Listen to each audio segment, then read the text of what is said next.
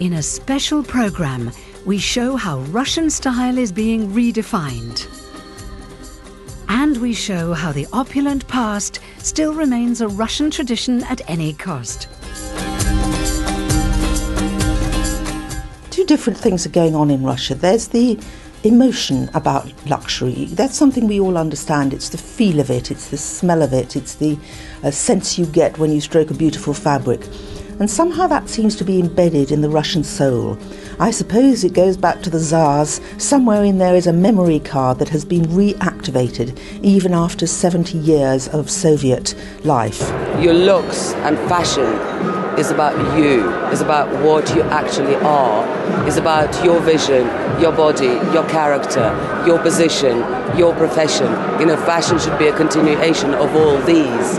Then it works. We were really hungry for more than 70 years about fashion. We had no choice, and this is the most awful things in the life of the human being. I think everybody's astounded that Russia has moved from bling and pizzazz and vulgarity to really quite a sensibility towards luxury very quickly. It's changing. They are more and more sophisticated as a French customer or an Italian one or an English one. In 1994, there were only 3 luxury shops selling luxury products at the time, and that was the only fashion industry. There is more luxury goods sold in Moscow than in New York in 2007, which says a lot.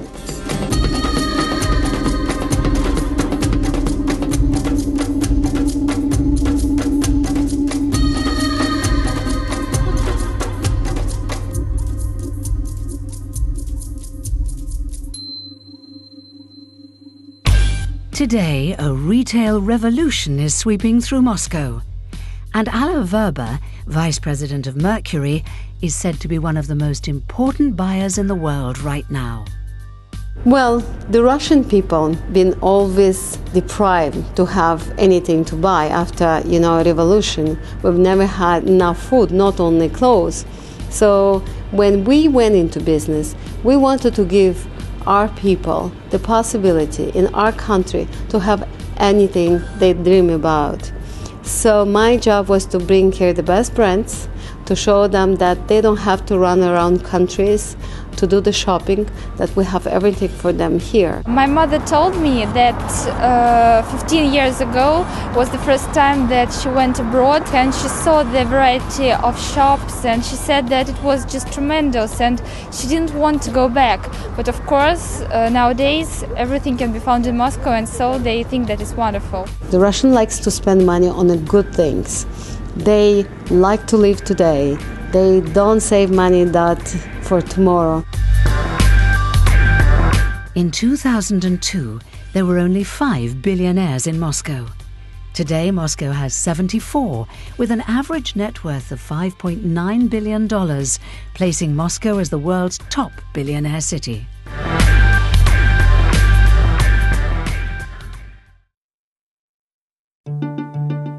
Barvika Luxury Village, a luxury shopping village also known as the Russians' billionaire enclave, was recently built by Mercury, the largest luxury retail group in Russia.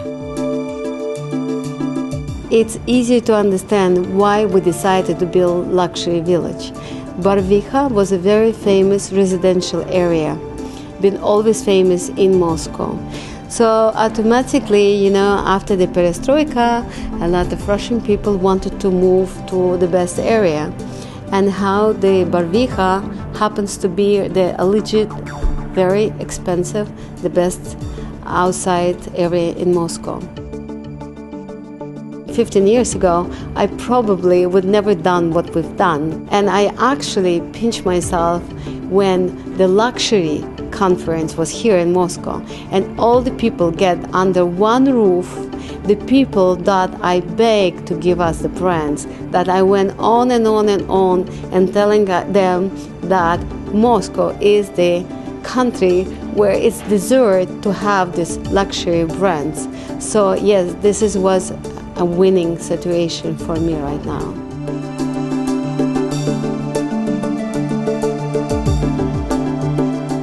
Russians have become the biggest luxury consumers in the world, which is good for all luxury brands who can take advantage of this new and exciting market.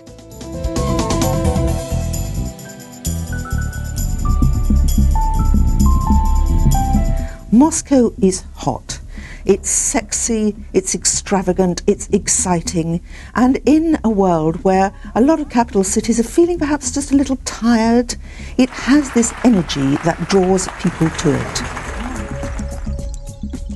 Versace was the first international luxury company to set up in Russia in 1992. Famous for their bold, iconic designs. It was very different in 91. And to say it was very hard was kind of a bold decision. Especially to say for the evening wear. Now everything has changed. I describe much more sophisticated than before, much more elegant.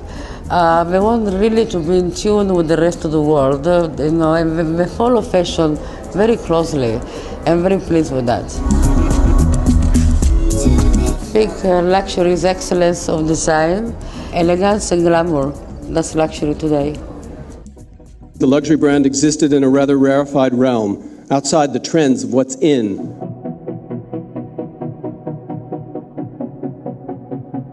Is the idea of luxury the same in developing nations as it is in developed ones? Is it the same to all people or all cultures? There is tremendous growth potential in emerging markets, and we have seen the creation of wealth increase faster than ever in recorded history. The market today for luxury goods is a $5 billion market. The reality is also that now they're spending more in Russia, and I think that makes the market so exciting here. I was last here about 12 years ago, and already the change I can see is phenomenal. It's a very informed, intelligent, brand-savvy customer base, and we're looking at ways that we can expand in this market. And I believe that actually they understand the intellectual approach to fashion, which is not necessarily wearing logos from head to foot. People are becoming more discerning about what they buy. They're becoming more sophisticated about what they're buying. They're becoming better customers, also because they have much more choice. Definitely Russian customers very often are buying the most expensive products. Russian men are buying for Russian girls or ladies, while in most developing markets, the men are buying for themselves.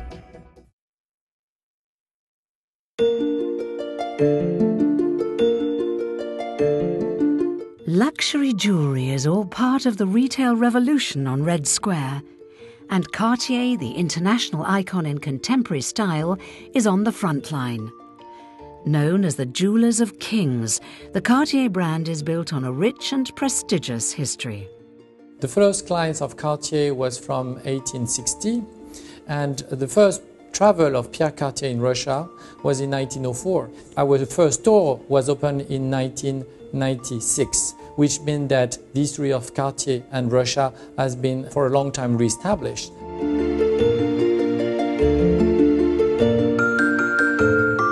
Before the Russians were traveling, they were flying back to Europe. Now when they want to buy a piece of jewelry or when they want to buy a gift, they want it right here, right now.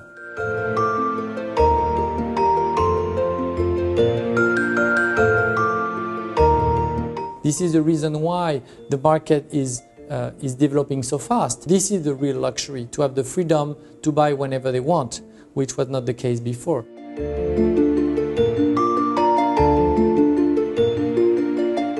Creativity is here, which means that it's both challenging for the local designers, I would say, to go up to the standards of worldwide brand names, but also for us it's very challenging in our creativity, because we have to stay alert and to look at what how the market is creative in Russia.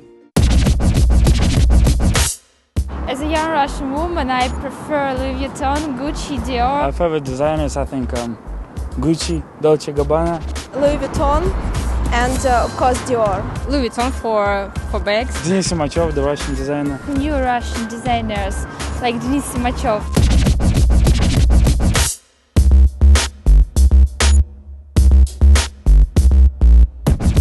Denis Simachev is behind a luxury Russian pret-a-porter brand.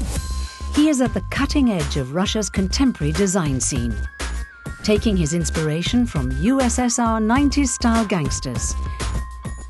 He has over 40 stores around the world, and at his flagship store in Moscow, there is a cafe and an atelier where he also sells limited edition accessories and clothes. My designs are based around Russian history, the history of Russia and around Russia. I use design elements of the past. Principally, first of all, what I consider most important is a sense of humor in the themes I use. There's a likeness in everything I do, a double meaning in all my designs and clothes.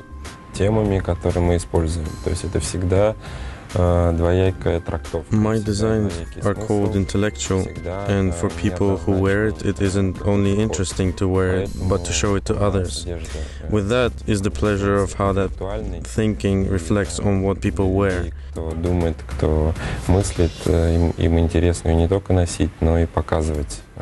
I think what will happen to Russian fashion in the future is that it will actually appear as a Russian style.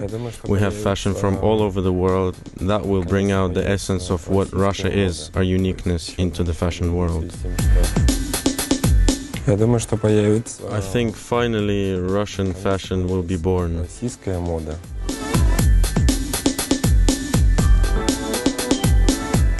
Dasha Zakova, girlfriend of Russian billionaire Roman Abramovich, is also part of this new breed of international young Russian entrepreneurs. Her label, Kova & T, is one of the hottest labels around right now, which sells in over 70 stores around the world. This luxury casual brand of jeans and t-shirts is a far cry from Russia's 1990s look, when Russians gained the reputation for wearing logos from head to foot. Let's go.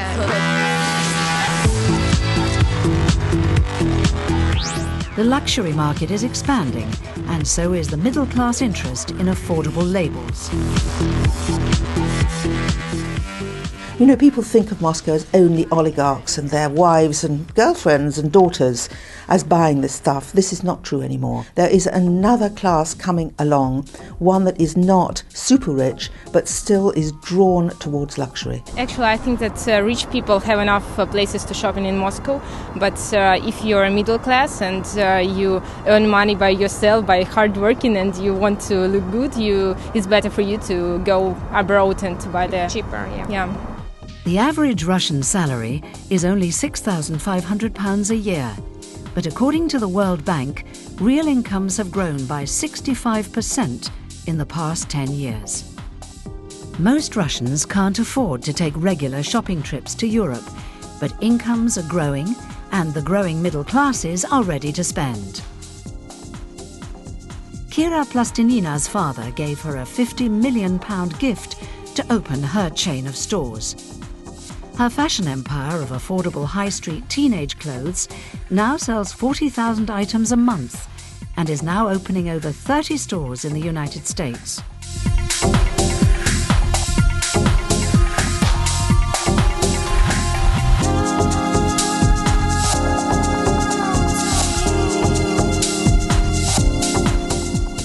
Coming up, we reveal how Crystal is at the cutting edge of Russian fashion. Beauty and glamour, this is what we bring to the world. It's amazing to think that every single designer in this show today received the same briefing because every piece is so different one from another.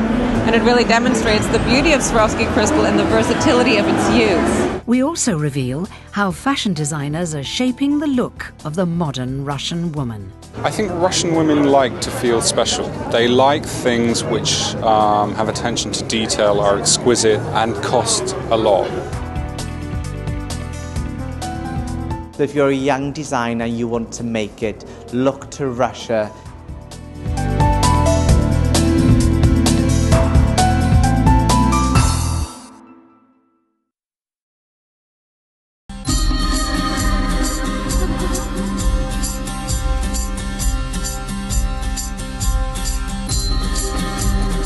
Igor Shapurin is an award-winning member of the Russian Haute Couture Association.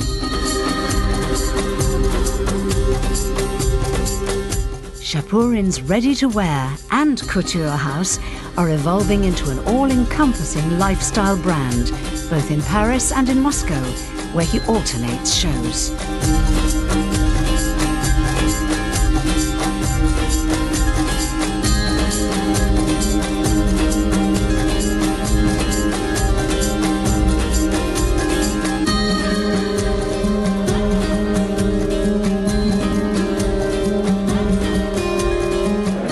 Я могу говорить о том, что 10 years ago, when I started my business in Russia, there was no fashion industry in Russia at all. в том понимании, в котором она существовала,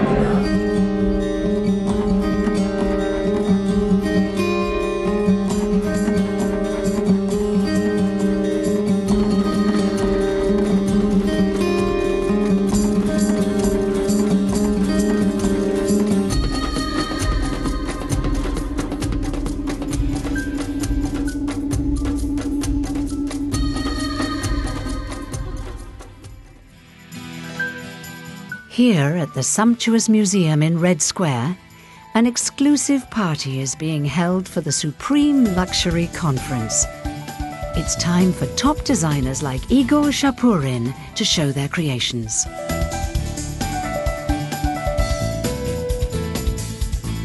Russian women, not only for climate reasons, but also because they are really attracted by luxurious things, appreciate furs a lot.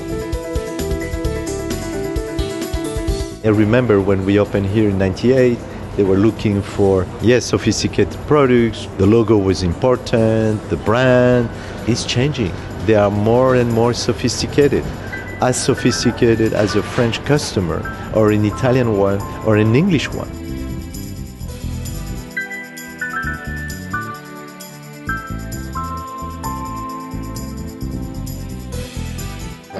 Культурную историю. If we move through the history of Russia, we can see that fur was always present. Russia inspires me. Russian themes, Russian women.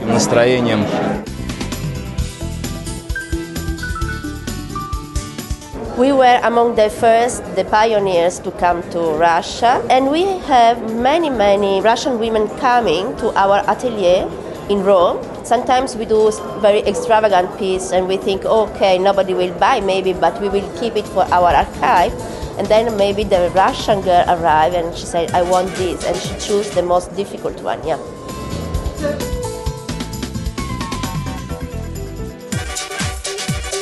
In Russia, fur has always been the height of luxury. And now for British designer Julian MacDonald, it has become a very important market. The fur industry has actually saved my business and made it profitable.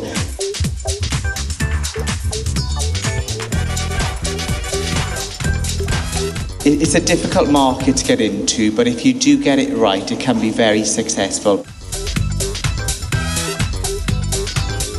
You always get inspired by Russia, by the women, by the architecture, by the art. Women are head to toe in diamonds, fantastic designer gowns and dripping in fur. You know, it's what designers dream, it's what we draw.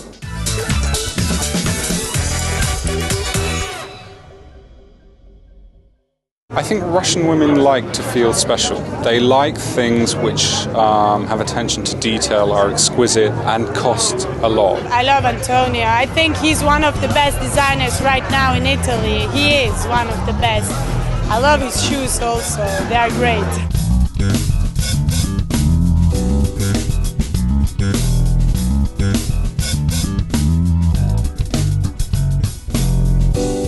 I perceive Russia as this kind of new pleasure dome.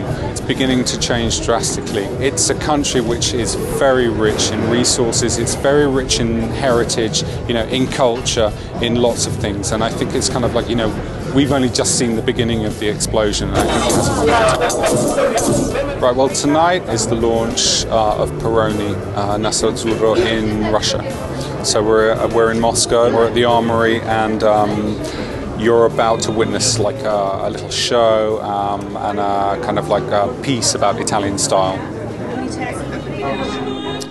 We're launching Peroni Naso Azzurro in Russia because we feel there's a great opportunity for Peroni here.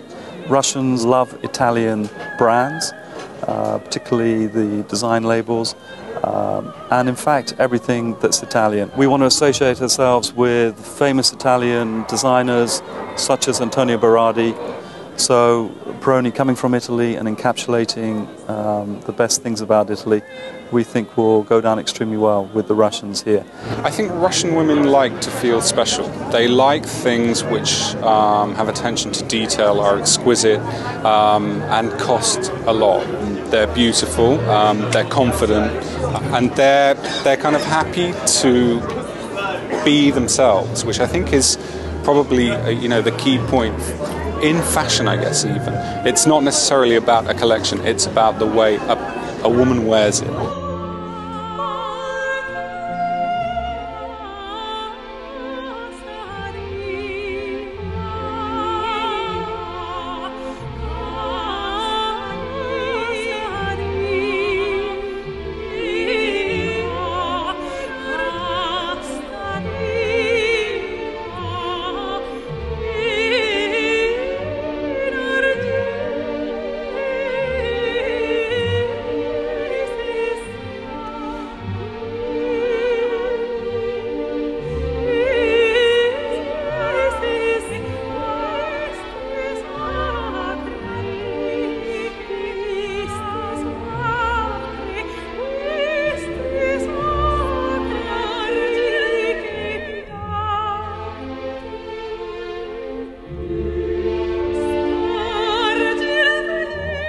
I think the luxury lifestyle here it's much more subtle. It might seem bling to the rest of the world because I think you normally associate it with huge amounts of money, but they're much more discerning in what they buy. They're much more discerning in what they like. And it's kind of going back to how Russia used to be. Russia was this arbiter of style in terms of a country. It's couture was sold here probably before it was even sold in Paris. The best jewels were commissioned from Russia, even though they were made in Paris. So I guess there's always been that, I don't know, je ne sais quoi, in Russian blood, which is stylish, which is innovative, and which is probably like precious and unique.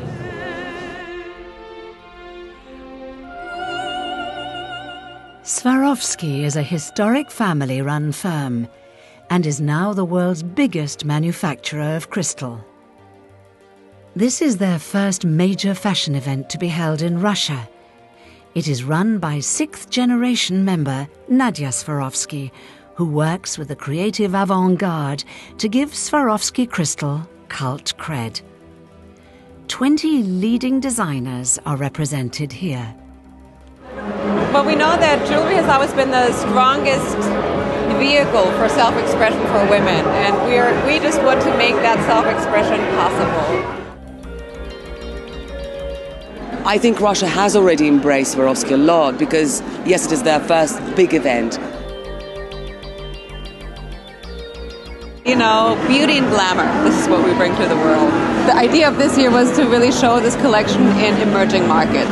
It's amazing to think that every single designer in this show today received the same briefing because every piece is so different one from another. And it really demonstrates the beauty of Swarovski crystal and the versatility of its use.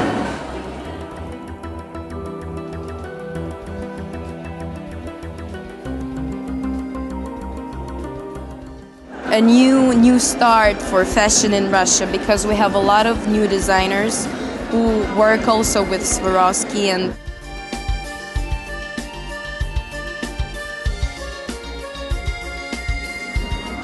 well, 10 years ago it was really very difficult to make the complete wardrobe in Moscow. Now this is another problem, it's difficult to choose. If earlier Russians were like a little bit overdressed, now they're okay, they're starting to do the proper choice in the mixes and to express themselves, which is the most important side of fashion. Russian women have got, I think, sort of inborn sophistication deep inside, but it needed time to understand what fashion is and what style is, which is much more important. because Russian women like very beautiful things. Crystals are very beautiful. I think honest desire to take care of their beauty, which is an asset for a woman. So if you've got it, why not do it fully?